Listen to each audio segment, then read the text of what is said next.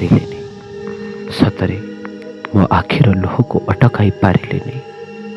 ସେଥିପାଇଁ ଏ ଲୁହକୁ ଲୁଚେଇବା ପାଇଁ ପିନ୍ଧିଥିଲି କଳା ଚଷମା। 5 ବର୍ଷ ଧରି ଏଇ ଘରେ ଯିଏ ରହୁଥିଲା, ଛାଡ଼ିକି ଗଲାବେଳେ ତ ଆଖିରୁ ଲୁହ ଝରିବ। ସବୁ ସ୍ମୃତି ଅନୁଭୂତିକୁ ସାଥିରେ ନେଇ ଏ ଘରେ ଏକୁଟିଆ ରହୁଥିଲି। ଆଉ ଗୋଟିଏ ଆଶା ଥିଲା, କେମିତି ଅଧିକ ଟଙ୍କା ରୋଜଗାର କରିବି, ଗୋଟିଏ ବଡ଼ ପକ୍କା ଘରଟେ ତିଆରି କରିବି। ମୋ ଜେଜେମାକୁ ଆଉ ବର୍ଷା ପାଣିରେ ଭିଜିବାକୁ ପଡ଼ିବନି। ଘରଟେ ବହୁତ କଷ୍ଟରେ କଲି, ଚାକିରି ଖଣ୍ଡକ ବି ପାଇଲି। ହେଲେ ମୋ ଜେଜେମାକୁ ହଠାତ୍ ଯମପୁରରୁ ଡକାର ଆସିଗଲା।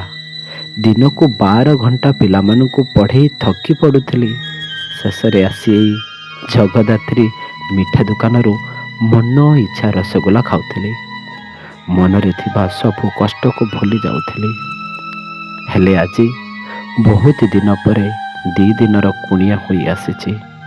କାହିଁକି ନା ମୁଁ ଆଜିକାଲି ସରକାରୀ ଚାକିରିଆ ହୋଇଯାଇଛି, ଆଉ ସୁଦୂର ଯାଜପୁରରେ ରହୁଛି। ମନର କୁହକୁ ମନ ଭିତରେ ଲୁଚିକି ରଖିଛି।